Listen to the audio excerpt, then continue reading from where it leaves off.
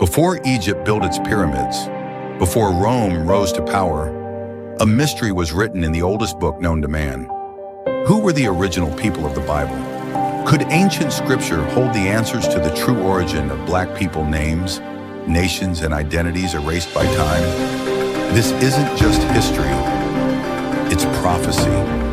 Stay with us, because what you're about to discover will challenge everything you thought you knew.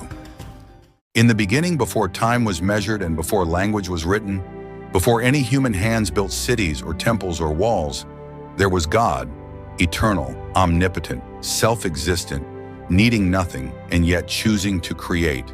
And from the deep and formless void, from the silence of pre-existence, he uttered his first words. "Let there be light." And suddenly, light exploded into the cosmos. Matter obeyed his voice, and all that we now know and see and understand began to take shape under the authority of that divine decree.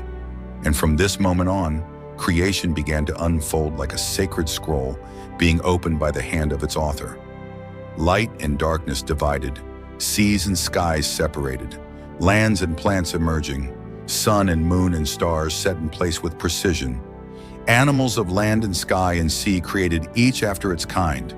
And yet the crown of creation, the moment that drew the breath of God close to the earth, was when God, with his own hands, not merely his voice, formed man from the dust of the ground and breathed into his nostrils the breath of life.